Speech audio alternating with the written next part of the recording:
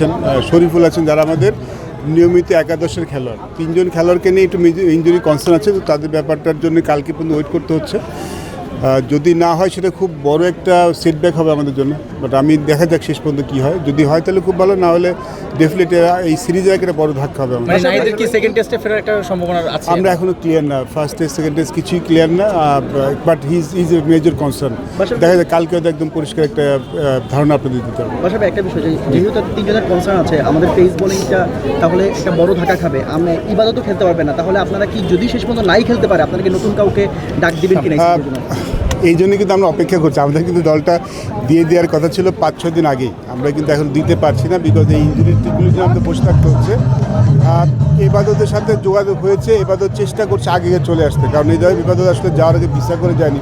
ওর visa একটা issue আছে, ওর family একটা কনসার্ন, যেহেতু ও প্যাটার্নিটি লিভে আছে। যদি ডেলিভারি আগে হয়ে যায়, ও চেষ্টা করছি আগে এগিয়ে আসতে। যদি আমরা আমাদের নিয়মিত সবাইকে পেয়ে যাই তাহলে তো কোনো চিন্তা নেই, বাট যদি না পাই তাহলে তো ডেফিনেটলি কাউকে না কাউকে তো আমাদের চিন্তা ভাবনা করতেই হবে।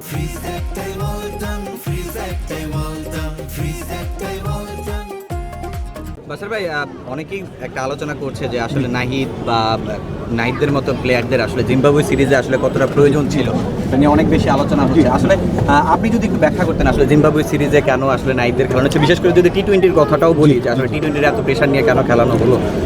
দেখুন, আমার মনে হয় যে it's just accident.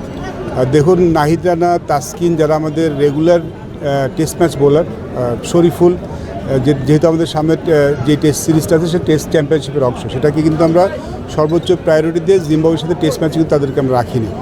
Nahid Rana কিন্তু আউট অফ 3 ODI 2টি ODI খেলেছে, একটা ODI খেলেনি, এবং একটা টি-20 ম্যাচ খেলে সেকেন্ড টি-20তে যে ইনজুর হয়েছে। আর আমার মনে হয় যে ওর যে ইনজুরিটা, এটা হয়তো এটা আগেই বিল্ড আপ হয়েছে, এটা হয়তো এখানে নাহলে টেস্ট ম্যাচে হয়ে যেত।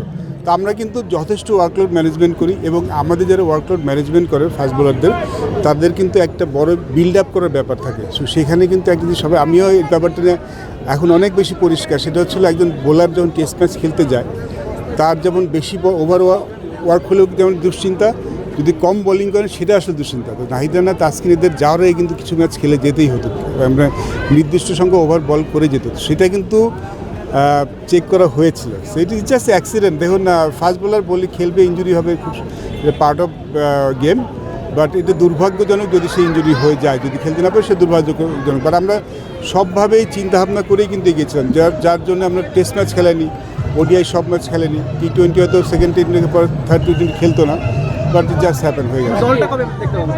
দলটা আমরা কালকে হয়তো আমরা সব কিছু পেয়ে যাব, সবার ইঞ্জুরি সব কিছু পেয়ে গেলে কালকে দিতে হবে। ওকে, থ্যাংক ইউ।